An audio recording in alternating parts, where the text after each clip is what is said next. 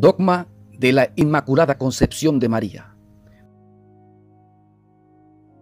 El dogma de la Inmaculada Concepción fue proclamado por el Papa Pío IX el 8 de diciembre de 1854 en su bula Ineffabilis Deus. Declaramos, proclamamos y definimos que la doctrina que sostiene que la Beatísima Virgen María fue preservada inmune de toda mancha de la culpa original en el primer instante de su concepción por singular gracia y privilegio de Dios omnipotente en atención a los méritos de Cristo Jesús, Salvador del género humano. Está revelado por Dios y debe ser por tanto firme y constantemente creída por todos los fieles. Dios le bendiga, mis queridos hermanos y amigos. Para esta ocasión quiero desarrollar el dogma de la Inmaculada Concepción. El dogma de la Inmaculada Concepción de María es una de las dos únicas declaraciones ex cátedra. Por lo tanto, para la Iglesia Católica se trata de una declaración infalible, pues queda incluida en el magisterio extraordinario de la Iglesia.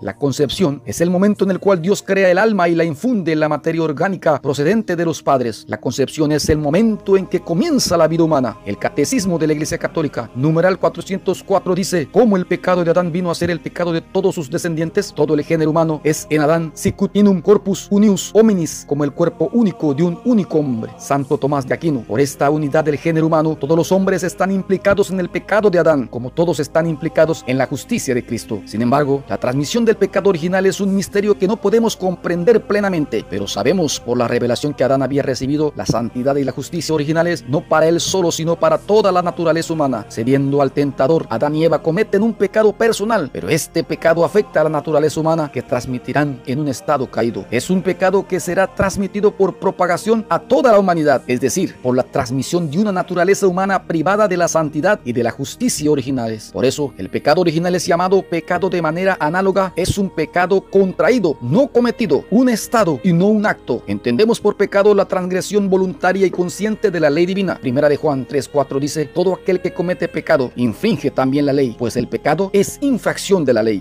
Debemos distinguir entre pecado original y pecado personal. Pecado original es aquello que heredamos de nuestros primeros padres, aquello con la que nacemos. Romanos 5:12 dice: por tanto, como el pecado entró en el mundo por un hombre, y por el pecado la muerte, así la muerte pasó a todos los hombres, por cuanto todos pecaron. Salmo 51:7 dice: mira que en culpa ya nací, pecador me concibió mi madre. Pecado personal es cuando voluntariamente faltamos a la ley de Dios. Primera de Juan 2:1 dice: hijitos míos, estas cosas os escribo para que no pequéis, y si alguno hubiere pecado, abogado tenemos para con el Padre, a Jesucristo el justo. La Biblia no menciona explícitamente el dogma de la Inmaculada Concepción, como tampoco menciona explícitamente muchas otras doctrinas que la Iglesia recibió de los apóstoles. La palabra Trinidad, por ejemplo, no aparece en la Biblia, pero la Inmaculada Concepción se deduce de la Biblia cuando ésta se interpreta correctamente a la luz de la tradición apostólica.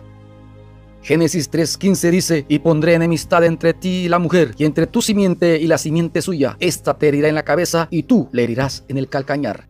Este es el primer pasaje que contiene la promesa de la redención, donde se menciona a la madre del Redentor. En el llamado protoevangelio, Dios declara la enemistad entre la serpiente y la mujer, donde Cristo es la semilla de la mujer. El protoevangelio, por lo tanto, contiene una promesa directa de que vendrá un Redentor a través de la mujer, como también nos confirma Gálatas 4:4. Pero cuando vino el cumplimiento del tiempo, Dios envió a su Hijo, nacido de mujer y nacido bajo la ley. Aquí tenemos que plantearnos que si Jesús vino de María, y en Lucas 3:23 se enumera la descendencia de Jesús, tenía Jesús al comenzar unos 30 años y era, según se creía, hijo de José, hijo de Elí. 3:38 dice: hijo de Nos, hijo de Set, hijo de Adán, hijo de Dios. Si Jesús es hijo de Adán, el pecado de Adán vino a ser el pecado de todos sus descendientes, incluyendo a Jesús. Romanos 3:23 dice: todos pecaron y están privados de la gloria de Dios, ya que Jesús es 100% humano, porque heredó la naturaleza humana de su madre María. Es por eso que con justa razón, junto a él se manifestó su obra maestra, la preservación perfecta de todo pecado de su madre virginal. Ella será exaltada a la gracia santificante que el hombre había perdido por el pecado. La doctrina reafirma con la expresión llena de gracia contenida en el saludo del arcángel Gabriel. Lucas 1:28 dice: y entrando le dijo: alégrate, llena de gracia, el Señor está contigo. Llena de gracia es traducida de la palabra griega que charitomene, que es la unión de tres palabras, que charitomene, donde que es el prefijo de charito, que es la palabra o verbo, y mene es el sufijo de la palabra. Que es un prefijo de charitou, que significa que la palabra está en tiempo perfecto. Este indica un estado presente producto de una acción completada en el pasado. Charito significa gracia. Mene hace esto un participio pasivo. Pasivo significa que la acción es realizada en el sujeto, en nuestro caso la Virgen María, por otra persona, en nuestro caso Dios. Resumiendo, la palabra que Charitomene de María es un participio pasivo de Charito y nos dice que María está llena de gracia por voluntad eterna de Dios. Es Dios el autor de su estado de gracia, llena, colmada de gracia. Esto indica que el ángel no está diciendo que María está llena de gracia en ese momento, sino que se está refiriendo a ella como la llena de gracia por siempre. Si estudiamos un poco más sobre la palabra gracia, encontramos que Charitomene es sinónimo de sin pecado. Romanos 5, 20, 21 dice: la ley en verdad intervino para que abundara el delito, pero donde abundó el pecado, sobreabundó la gracia. Así, la mismo que el pecado reinó en la muerte, así también reinaría la gracia en virtud de la justicia para vida eterna por Jesucristo nuestro Señor. Romanos 3, 24 dice: siendo justificados gratuitamente por su gracia, por la redención que es en Cristo Jesús. Romanos 6, 14 dice: pues el pecado no dominará ya sobre vosotros, ya que no estáis bajo la ley, sino bajo la gracia. La tarea de la gracia es superior a la tarea del pecado. La obra redentora de Cristo elimina el pecado dando gracia. Aquel que esté lleno de gracia es justificado por la gracia, es decir, a través de la gracia logramos ser sin pecado. En el Catecismo de la Iglesia Católica, numeral 490, dice: para ser la madre del Salvador, María fue dotada por Dios con dones a la medida de una misión tan importante. El ángel Gabriel, en el momento de la anunciación, la saluda como llena de gracia. En efecto, para poder dar el asentamiento libre de su fe al anuncio de su vocación, era preciso que ella estuviese totalmente conducida por la gracia de Dios. Numeral 492. Esta resplandeciente santidad del todo singular, de la que ella fue enriquecida desde el primer instante de su concepción, le viene toda entera de Cristo. Ella es redimida de la manera más sublime en atención a los méritos de su Hijo. El Padre la ha bendecido con toda clase de bendiciones espirituales en los cielos en Cristo, más que a ninguna otra persona creada. Él la ha elegido en Él antes de la creación del mundo para ser santa e inmaculada en su presencia en el amor. Como es una realidad espiritual, nos es muy difícil imaginarla, pero es una realidad y está presente en el alma de que no tiene pecado, y de aquí su nombre, gracia, quiere decir al mismo tiempo regalo y también brillo, belleza. Es un regalo divino por el cual el alma se embellece. La gracia es por eso descrita por los santos como luz, belleza, calor, fuego.